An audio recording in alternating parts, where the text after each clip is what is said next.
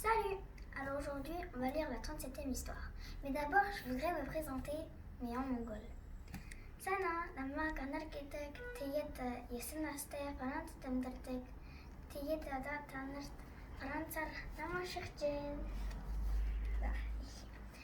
Alors, ce que je viens de dire, c'est que je me suis présentée et que, en fait, je vais lire une histoire en français. C'est parti! La fée paresseuse.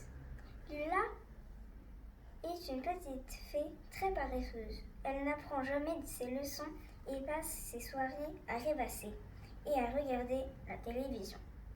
Elle ne voit l'intérêt d'apprendre par cœur des formules magiques pour faire voler, transformer ou multiplier les objets. Cela ne lui sert à rien puisque ce qu'elle préfère, c'est se reposer toute la journée. Ce soir, les parents de Lula sont sortis dîner chez des amis magiciens. Sa mère lui a laissé un plat tout prêt qu'il suffit de faire réchauffer, mais Lula ne sait pas comment faire. Elle croit se souvenir de la formule magique que sa mère utilise pour réchauffer les plats d'un claquement de doigts. Seulement, elle inverse 2 syllabes et son repas se met à flamber.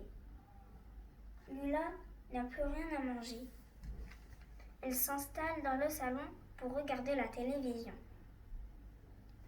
Quand elle allume, les images apparaissent complètement déformées. La petite fée ne sait que faire. Elle croit se rappeler la formule magique qu'utilise son père pour tout réparer d'un claquement de doigts. Mais elle inverse ces 2 mots et l'écran s'éteint définitivement. Lula n'a plus qu'à aller se coucher.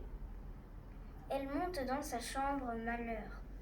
Son lit n'est pas fait. Lula sait le faire, mais elle n'en a pas envie. C'est trop fatigant. Elle croit se souvenir des quelques lignes de la formule magique qu'utilisent ses parents pour faire le lit d'un claquement de doigts. Mais elle inverse ces 2 phrases et tous les mots de la chambre et tous les objets de la chambre tombent par terre. La petite fée est maintenant obligée de tout ranger. Quand elle rentre de leur dîner, les parents de Lula trouvent la fillette endormie. Son cahier de leçons repose sur son oreiller car elle a décidé de se mettre à travailler et d'apprendre les formules magiques. Quand on le sait bien, on peut tout faire en claquant des doigts. C'est beaucoup moins fatigant que de le faire vraiment.